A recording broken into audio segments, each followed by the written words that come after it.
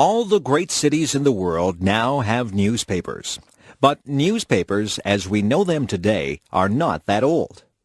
The very first newspapers began long after the invention of printing. They started in Europe in the 1600s and were usually only a couple of pages long. For a long time, newspapers were not very common. Governments didn't want public discussion of their policies and decisions.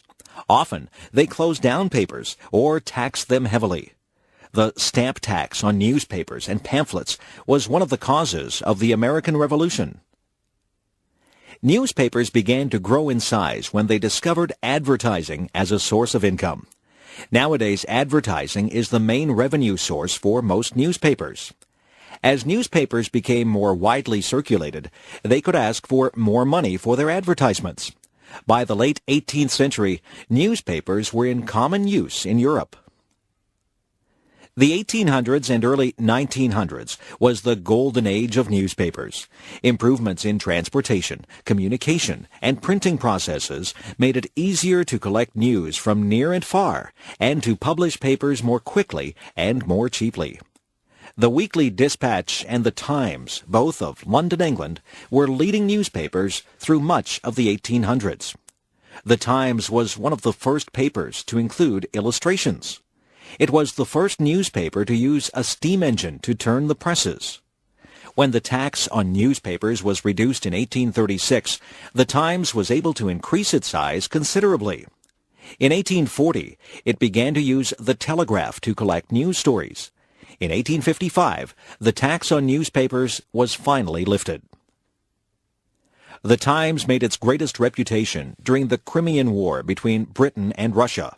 British armies fighting in Russia's Crimean Peninsula were not only unsuccessful in the war, but were suffering severely from illnesses. The Times sent out the world's first war correspondent, William Howard Russell, in 1854.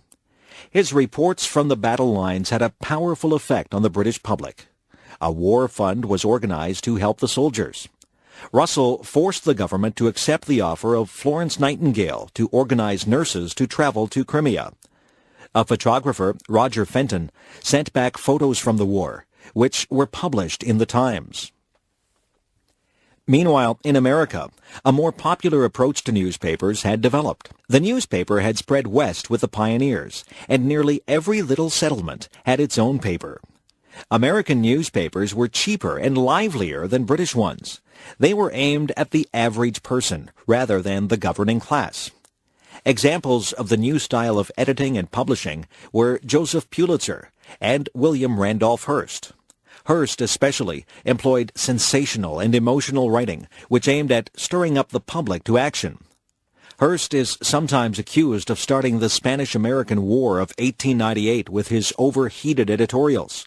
Nonetheless, his methods were successful in raising circulation and were widely imitated.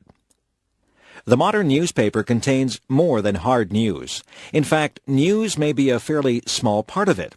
Advertisements, gossip, show business, photos of celebrities, sports, stock market prices, horoscopes, comic strips, weather reports, and much more are found in its pages. The modern newspaper is a total entertainment package. A question for the future is whether electronic newspapers will replace paper newspapers.